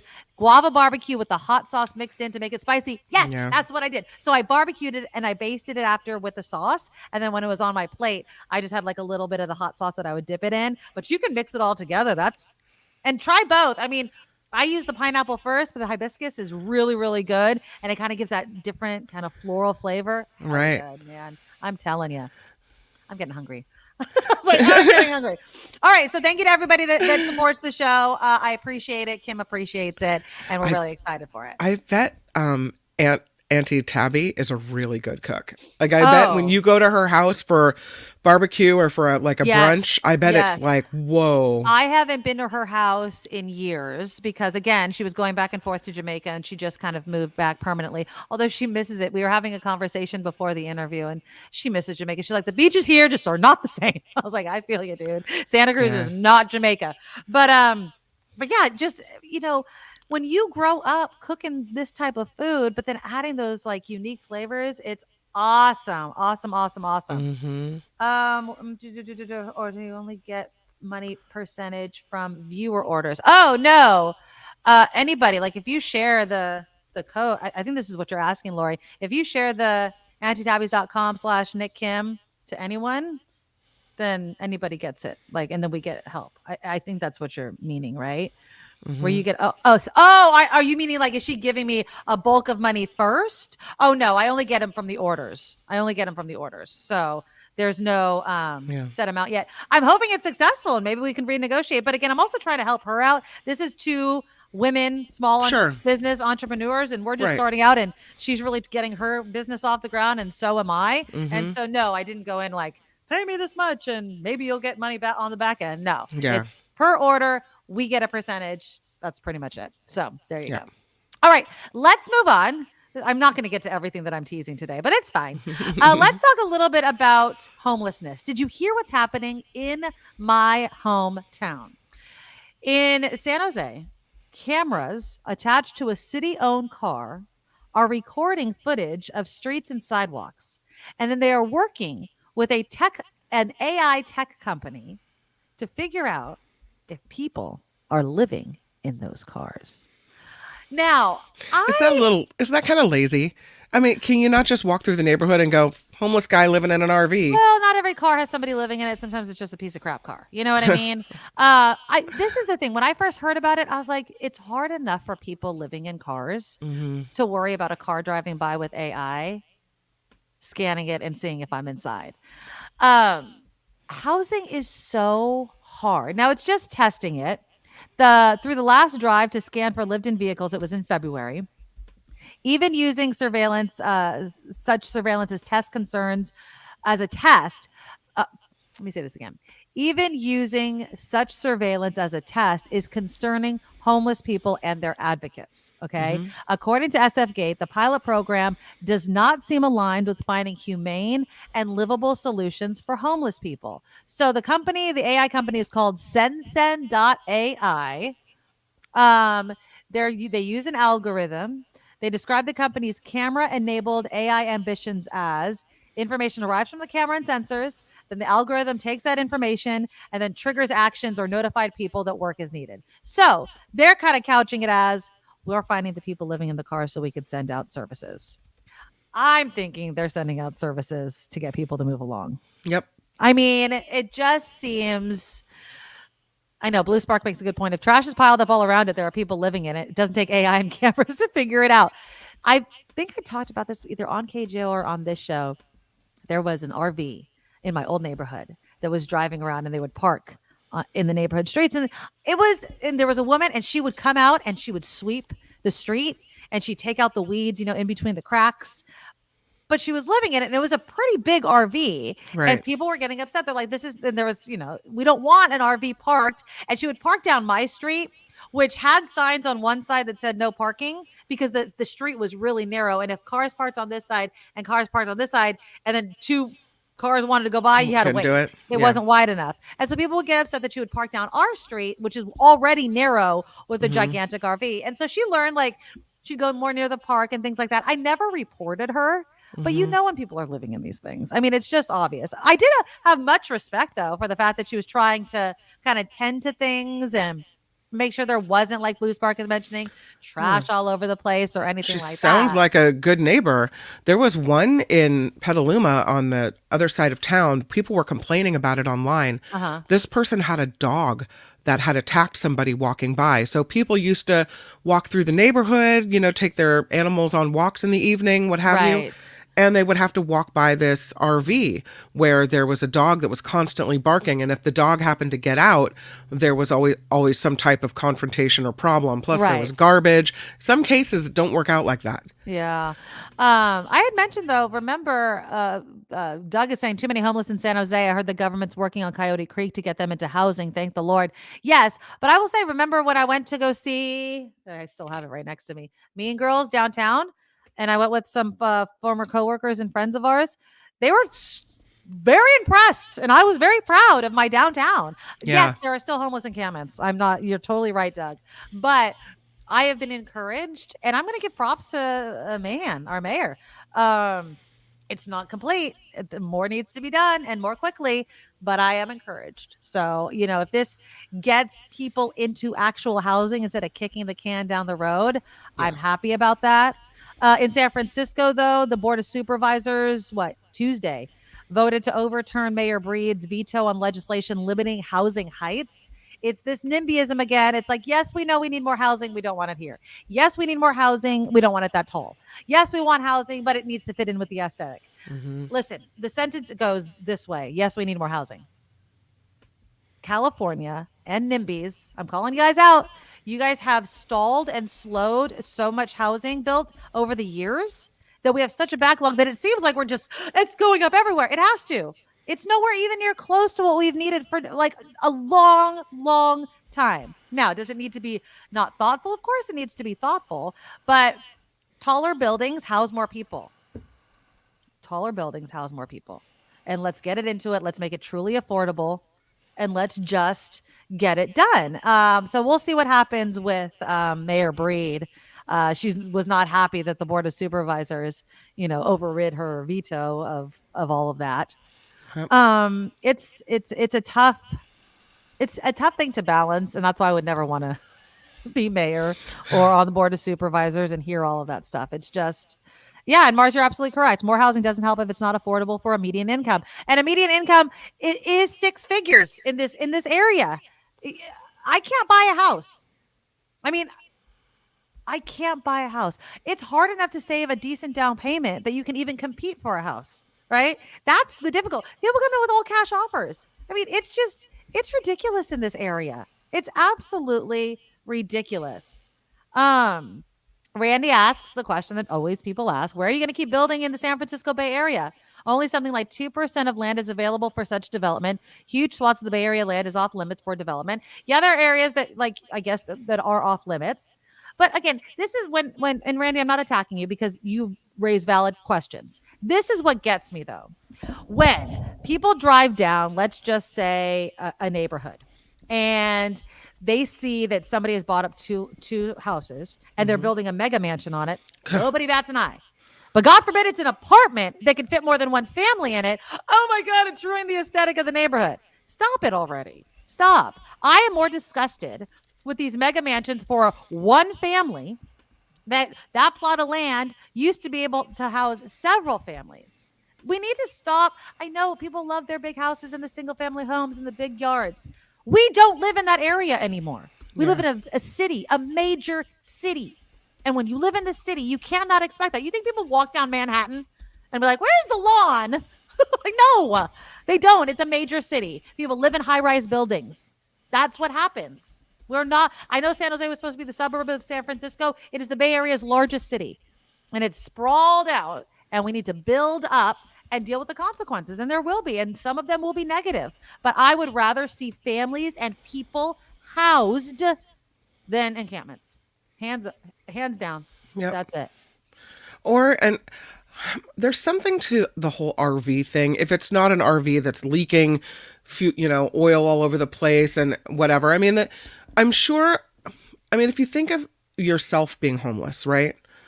Would you, I guess, rather be in an apartment complex full of people that are struggling and what have you, and you don't own it and you're at the whim of somebody who can make you leave at any time? Or would you rather have your own RV being able to be parked in a place that's safe? But where?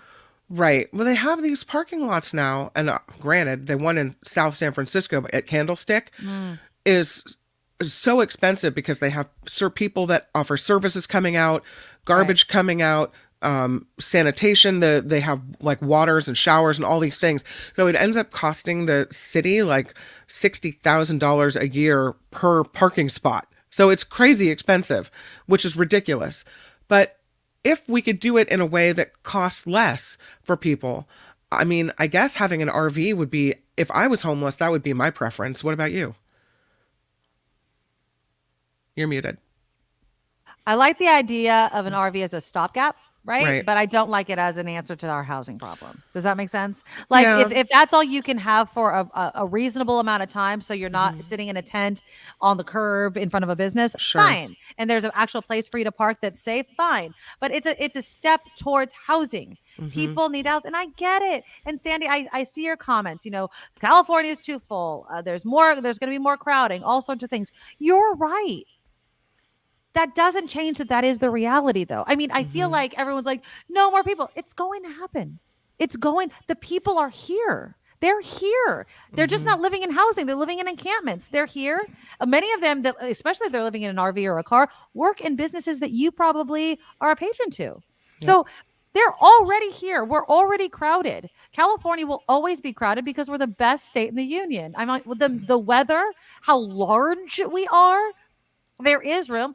Again, I would say, does everyone need to live in San Jose? Of course not, right? And I'm not saying that everybody that wants to live everywhere should be able to, because that's not possible, right? But we need to make tax breaks, tax incentives for businesses to open in places like Fresno, Bakersfield, Central Valley, right?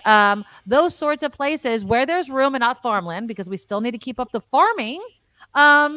It's difficult, but to be NIMBY about it and to slow down housing, we're just doing ourselves a disservice. We just are. And again, it can be thoughtful, it can be beautiful. I mean, these apartment complexes can be nice. They have to be affordable for the cost of living in the Bay. It's not an easy thing to do, but you got to do it. That's all I'm saying. I mean, it just needs to be done. It really does. And, I know people run on, well, I'm going to stop housing and all that sort of fine. Okay. But then you're going to welcome more encampments. There's going to be more tiny, and tiny homes could be an answer too for people that take a long time, getting out of housing. Just Give Me the Truth says no one wants to do anything unless it makes them rich because you got to be rich. Place for RVs to park where they don't bother anyone. Yeah. I mean, there's plenty of spots for that. And some people want to live in an RV. They don't want to live in a home. They don't want to have to deal with upkeep. They don't want to live in an apartment complex. They don't want to pay dues or whatever, there can be different levels, but it has to be kept clean and safe and no more tents. We're done with the tents. No more tents. And if you have a car or an RV you're living in, it has to be clean. It can't be broken down. It needs to be registered. These are the things, and we can obviously we pay for enough crap. Let's pay for it so it's on the up and up and it's clean. I don't know. That's just how I feel. Vilma says, in order to become a homeowner, Californians can't buy in the city. You want to buy a home, you have to go outside the city first. You have to earn an equity until you could buy in the city. That's what used to happen, right? But again, people want also. People that are like, when I was starting out and it was all orchards and vineyards in San Jose. How big was the average house? Right? I mean, it was much smaller. People want the bells and the whistles. And now the next generation, the younger generation, I'm not talking about us. I'm talking about, 20-year-olds, 30-year-olds. They want the big house as their starter house. And then the boomers and everyone, and not knocking you guys, the boomers don't want to sell their house. Right. Where are they going to live? If they want to downsize, it still costs them $2 million for the smaller house. So see, we have this whole thing. We're building too big of homes and making people spend millions of dollars for them. Our housing situation is all messed up. Eric says RVs tend to have more maintenance issues than homes. True. Yeah. They're just not built for continuous living. Yeah, I mean, it is upkeep. If you're not driving it around, I would say more of a modular or mobile home, that doesn't actually move. Russ says San Jose set aside a huge parking lot near the BART station in San Jose for relocating RV campers. Good. And as long as it stays clean. And again, I think if it's an RV parks are fine. Mobile home parks are fine. It just has to be kept up. That's it. Just keep it clean. Keep it safe. I don't want it to be like, oh, those people. No, make it a home. Make it a community. Make it fine. Yeah. There's enough money going to it. Shoot. Jeez Louise. Chris says, if you can afford an RV, you can afford a studio apartment. I don't know about that. Have you seen some of these RVs? Have you seen how much apartments cost? Right. So Lori was just talking about that. She was saying that she wishes that more apartment building owners or companies would make some of these units affordable. When you talk about affordable housing, you have people struggling to find an apartment to live in that isn't going to take up most of their paycheck. Exactly. Natalie says you can't not work on the problem by saying we're full when high-paid workers are the ones coming in and pushing lower-wage workers out. And again, and I always add this caveat, and all those higher-wage workers still want the work of the lower-paid workers. So I love this. This is so true for so many people in the Bay Area. Mama says, when we were in the process of buying our house, the people who did our inspection called it a cute starter home. This will be our only home. Duh. Exactly. I mean, back in the Great Recession, when people were, foreclosing on homes and people were buying homes, okay, maybe. But again, if COVID didn't do what the Great Recession did to housing prices, and I know the Great Recession was caused by home sales, and bad lending and all that sort of stuff, I'm just saying, nothing is. I mean, it brought down interest rates. So if you could afford and get a great rate on the home, people that bought during the pandemic when interest rates were less than zero, it seemed like, you guys made out. But now you're also not going to move for a while because you're not going to get that rate again. Imagine buying a house for a zero APR. That's just insane. That's insane. Well, so, I mean, that's the whole thing. We'll see what happens. Using AI, though, to target people living in homes and RVs and cars, as long as they're just not kicking these people out on the street, if it's their only home, just give them a break. It's bad enough. Don't kick them out when there's really nowhere for them to go. Okay, let's do a few more headlines. I am not going to have time to get. I want to talk about it. Oh no, you want me to do a quick news? Or do you want me to do a quick? No, because I want to. I feel like, is it mean to talk about the conjoined twins who were married? No. I'm so confused. Now, apparently they got married a few years ago, or she got married a few years ago. It's just coming out now. I have so many questions. It's an interesting relationship because they both have to be there during marital moments. I am not making fun of them. I just want to lead with this. I'm just going to talk about it real quick, and then we could do some headlines to end the show. Okay. So if you haven't heard, let me bring up the story really quickly. So these are conjoined twins. You probably have seen them. I forgot to copy their thing, but here's a picture of them. It's the Hansel twins. They've done I don't know, reality shows, documentary shows, or whatever. Here they are. You remember them, right? I mean, they're conjoined twins. So Abby got married. The Hensels have starred in the TLC reality series Abby and Brittany. That's the other one, of course. They were first on the Oprah Winfrey Show back in 1996. Yeah. Now, when the show ended, the TLC show ended, they had just graduated from college with degrees in education. Abby, who they're both 34. I love how they're saying Abby, who's 34. They're both 34. They're both 34. 34 years old, is now married. She married Josh Bowling, who is a nurse and a U.S. Army veteran, back in 2021, in the year 2021. They shared photos of the wedding, blah, blah, blah. She wants to have children. I am so can happy. She? Yeah, they share that. All of that works. They're dicephalous conjoined twins. Does she have her own set of reproductive organs? They share a bloodstream and all organs below the waist. Oh. Abby controls the right arm and leg. Brittany controls the left side. So when Josh is mating with Abby, he's really mating with them both. Yes. Now, I'm not making fun of this. I'm not, and I'm trying to do this as respectful as possible. But I mean this sincerely. They said in the article, it's like love knows no bounds. But there better be a boundary. I'm so happy that Abby was able to find love. How does it work if Brittany does? Does Brittany not find love? That's my question. And then is Josh upset because some other guy is having relations with his wife too? How does that work out? And it's not fair for only one of them to be able to marry and have children. But they both get to have children. They share the organs. They're going to share the belly. I have so many questions, and I feel like I hesitated, but I could not talk about this because it was all over my news feed yesterday. And I was like, even though it happened in 2021, I was like, okay, the news just came out right now. So they've been married a while. Obviously, they figured it out. Would you be jealous if you were Brittany and you weren't going to get this moment? She said to the Today Show, she said, yeah, we're going to be moms. We just haven't thought about how moms is going to work yet. But actually, this was an interview they gave earlier.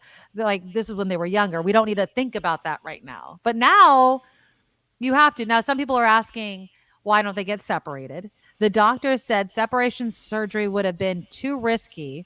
And there was little chance that both would survive the operation. I'm sensing that now that they want to have children and married. I don't know. You can't share the organs, though. No. You just can't. I don't know, man. Could you? Because you hear all the time, identical twins. We live together. There was just a story about identical twins who married identical twins. And so their children are biologically brother and sister, I guess, right? Right. So crazy. Here's a picture from the wedding that I found. Oh, thank you. And he's just looking, I'm assuming, at his wife. And then what's the other sister's like? I guess I'm just here for the ride. This is weird. And what if? Okay, so let's just go. Okay, I'm gonna go down the kind of reality TV rabbit hole. What if he's like, you're having an affair with my sister because you're looking at her?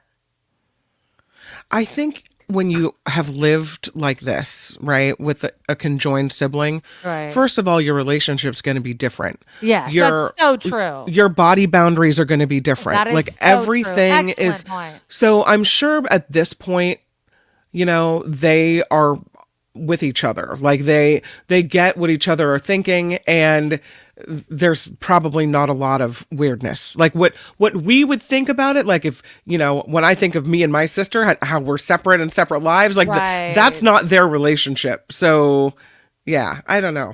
Yeah. Now somebody says, Mindy, what about the husband?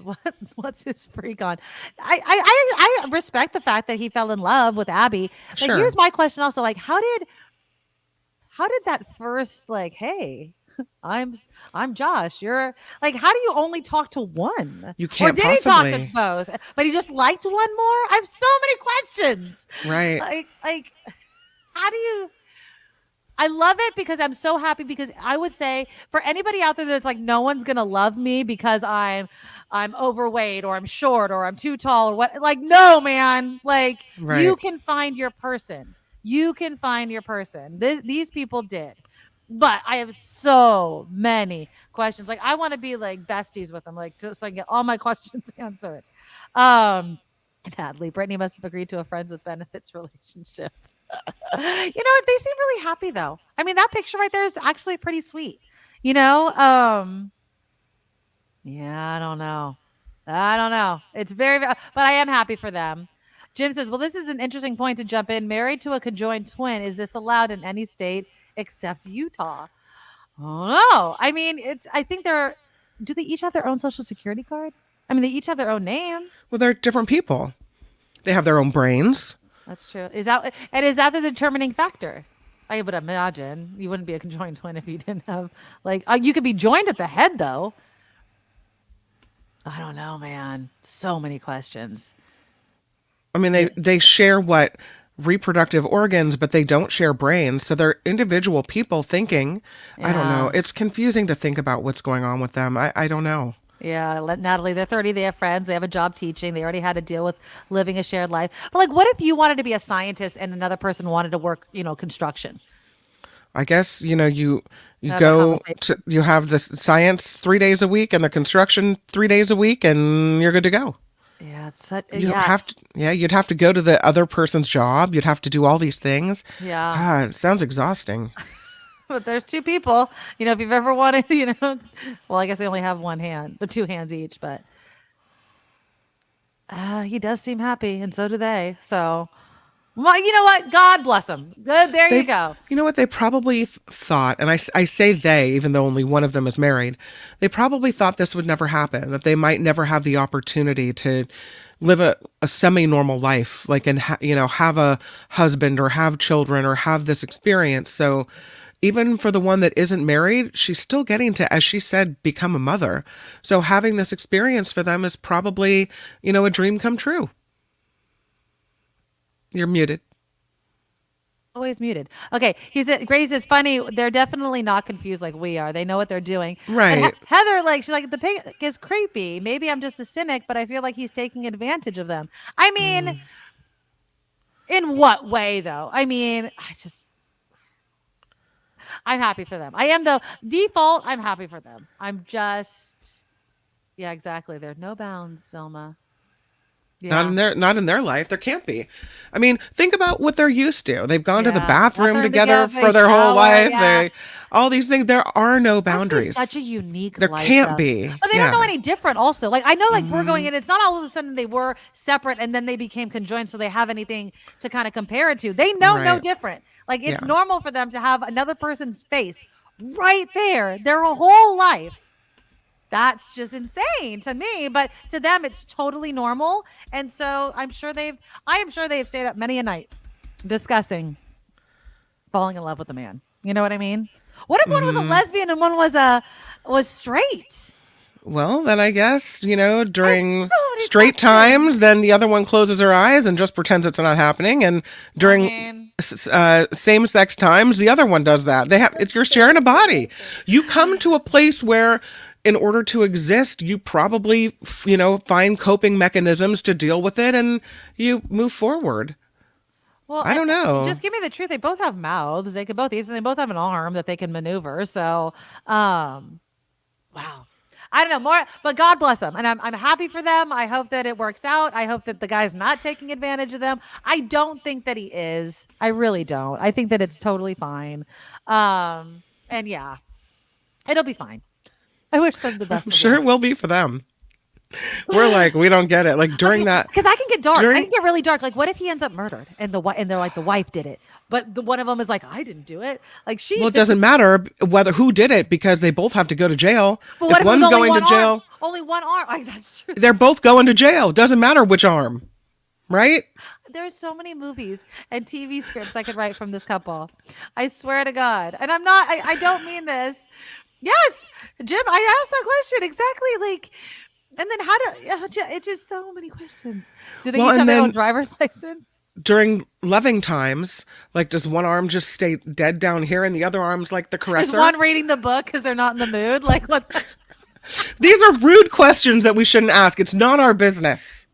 Oh, dude, I'm loving this topic though. That's why I really threw it in there. I keep saying I have so many questions. Like what if you're just not attracted? And like, is it... Like, God, do you feel violated if you're not attracted to the person? Oh like, my God. It's just, yeah. Anyways. And like, if one person works one arm and the other person works the other arm, then they're ambidextrous, right? I mean, but left hand, like, can you imagine being like, I work the left arm, but I'm really right-handed? Like, it doesn't work as well. I don't know if that's the case. If your brain only works the left side. Yeah. Everyone's like, Kim, loving times. That's so funny. And yeah. But again, you know what? I'm going to default and I'm going to end it on this note. They know no different. They know no different. This is totally normal to them. It's a mind jumble for us because we just understand what it means to not be a conjoined twin. Yeah. Tony was like, I thought this was supposed to be real quick. Sorry, we're running out of time. I know, I ran out of time. I just had so many questions. I do too. I mean, and then you're like, oh gosh, are the questions like inappropriate? Right. And they are, but then your mind starts going, you're like, well, what if this? What about this? Like, how do they happens? do that? And that's why they had to you know what? That's I'm like, why they what had if a you TLC wanted to do show. this particular sex act? Then what happens? Yeah. Exactly. That's why they had their own TLC show. That's why they were on Oprah Winfrey, is because they knew people had so many questions, and obviously I think their show ended after one season, but whatever. All right. Is there any quick headline that you want to throw in there? Because you'll be on Mark Thompson's show anyway. You can do news. I will be. What did I want to tell you about? Oh, here's a story I wanted to tell you about. Of all the news that I have on my little newscast for you, I wanted to tell you about a whooping cough outbreak here in the North Bay. Marin County has one high school with 93 cases of whooping cough. Oh, damn. It would be Marin. Officials are keeping parents updated. They have not started mask mandates, although, right? I mean, who wants whooping cough? The highly contagious bacterial disease mostly affects children. It could spread even more over spring break, they say. Symptoms can now show up 5 to 21 days after infection, with some developing a severe cough lasting weeks or months. Oh, nice. Well, I mean, not nice, but like... There's a vaccine for whooping cough, exactly. right? There is. I just had it because we have a new baby in the family. My cousin had a baby. They said, their doctor said, anyone who wants to hold this baby needs to get a booster for the whooping cough and whatever else. Absolutely. Exactly. So, scary. If my kids go to that high school, we're all going in for the booster, right? Mama, 3 boys, they're unvaccinated kids because there are unvaccinated kids that can't get vaccines because of whatever health issue that they have. Okay. Right. I mean, that is a fact. And then there are unvaccinated kids whose parents are just out to lunch. You know what I mean? They're just like, I'm not going to do it. It's all, big pharma. And again, the reason why we haven't had, even though we're getting measles back apparently, or polio or things like that, is because of vaccines. It's because of science, so like, stop being a dodo head and friggin' get your kids vaccinated, please. Oh, please. You want one last story? This is a quickie. Yeah. Donald Trump claims no one who gets married at Mar-a-Lago ever gets divorced. Oh my God. The New York Post says he made the comments during his friend's rehearsal dinner at the Florida resort. He insisted People married at Mar-a-Lago say they have the greatest marriages ever. Of course they do. The best marriages, the most fabulous marriages. That's what Trump says about everything. Yeah. He is so delusional, that man. I swear just wanted to to throw that in there. I right. love it. I absolutely love it. All right, you guys. Thank you to all of you for being here today. The super chat is live. Click the thumbs up button. Make sure you have subscribed as well. Our Patreon is a way for you to financially support the show, and we need it to keep going. So just go to the NikkiMadoroShow.com. Our Patreon link is there. We also take PayPal. Go to paypal.com. The email address, of course, to send money to is the NikkiMadoroShow@gmail.com. And then, of course, support our partner, Auntie Tabby's Island Flavors, barbecue sauce and 2 hot sauces. Go to auntie.tabby's.com/Nick Kim or Nikki M, NIKKIM. AuntieTabby's.com/Nick Kim, NIKKIM. You'll get 10% off every order. And if you go directly through that link, I believe if you sign up for their mailing list, you'll get 25% off first. So, and we should be getting a portion of that as well. Thank you guys so very much. You are always big supporters of the show. We appreciate you. We can't do it without you. Stay here for the Mark Thompson Show. And of course, the after party live. Yeah. Talk to you tomorrow. It's Friday. Bye. Bye. Nikki, you're all so awesome. You're sprout like a beautiful blossom. You're all so the best. I really can't rest. You're all so awesome. Wow. Okay.